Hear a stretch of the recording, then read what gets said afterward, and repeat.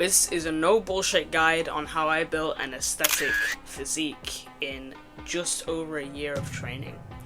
The focus would be around your shoulders, your upper chest, your back, which will create your V-taper, and obviously everyone's all important favourite, abs. Let's start with the shoulders. The reason why choosing shoulders over biceps is because it's all well and good having biceps. Obviously mine, quite beginnery, but it's all well and good having biceps. But the problem is, when you're wearing a shirt that covers just under the shoulder, you literally can't see it. Like, there are loads of instances of me wearing normal clothes and you can't actually see my biceps, even though they're a lot better than other people my age. You just can't see them. So you want your shoulders to be broad so that your V-taper kind of goes out, right? So you have this wide upper body that comes down to a narrower waist. And a lot of people only focus on the side delts because they believe that side delt sticking out is the one thing that's going to make your shoulders wider. But you've got to think, it's all well and good having wide shoulders. You also need shoulders that are rounded, capped delts. In order to do this, you have to stop following the propaganda advice you've been hearing all throughout your lifting journey, whether you just started or whether you've been in the game for a long time. You're always told where pressing movements are hitting that front delt. But you'll find that a lot of the time, there's no such thing as an overdeveloped front delt.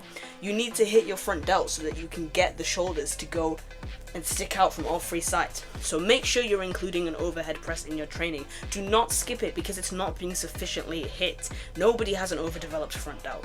The same is true for the rear delts. A lot of people will ignore it because they think that their rowing movements are enough in order to create that delt that sticks out from behind. But you'll find that, again, nobody has an overdeveloped rear delt. You need to hit all three of your delts sufficiently and adequately. Don't just focus on the side.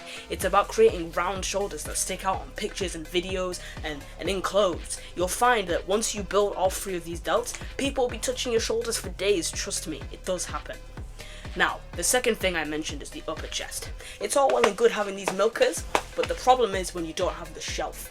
You need that shelf. If you can see in a lot of my videos, for example on my TikTok, follow my TikTok, link in description, you'll see that even though I'm wearing a wife beater, you can see that my upper chest is developed. It's connecting at the top. It gives you that connected full, like, Alex Eubank Arnold look. It gives you that proper, like, everything's all balanced. So you need to make sure you're hitting upper chest. The bar path is the thing that a lot of people think that the bench incline and the bar path are the most relevant things, but it's actually your arm path.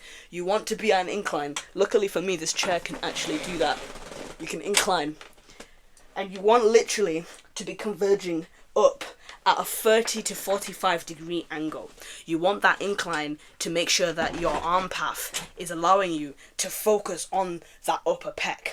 So make sure to include an incline press of any kind, machine, Smith machine, and dumbbells, it doesn't matter. Make sure you pick one that you think you can progress on and hit really hard. Again, I mentioned the back. It's very important that your lats flare out to the side, giving you that V-taper. Going like this.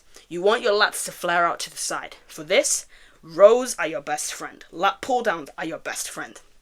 Lat pull down, literally bringing the elbows in towards the body like this, allows you to engage those lats and give you that V-taper where your lats literally flare out all the way to the side. You want back thickness, sure, but width is going to be your best friend to have that really epic back in photos and in clothes. And finally, abs. I know you've all been waiting for it, but before I tell you about abs, I have to tell you about my new sponsor. I've just recently been offered a sponsorship with Rectify Nutrition. So if you use my code SUBZERO, you get 15% off on everything from clothes to supplements. There's a really cool shaker, and there'll probably be some more flavors of whey protein dropping because it's just restocked.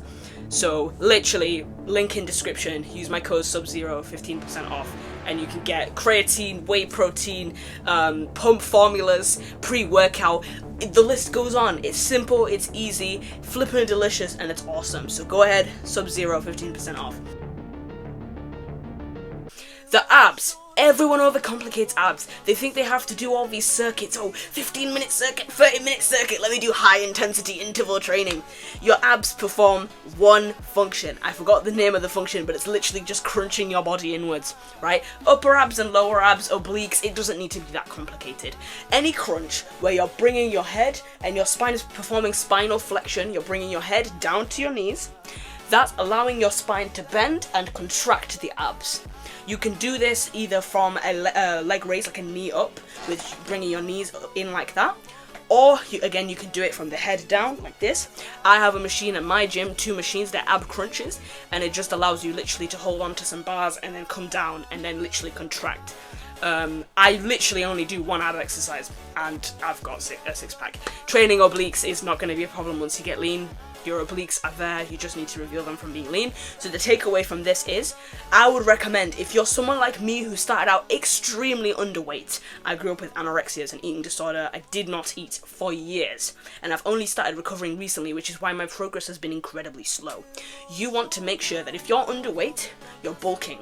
As you can see, I'm getting soft, I'm getting flabby, but that's because I've been on my bulk since October 1st, and as of recording, it's currently November 28th.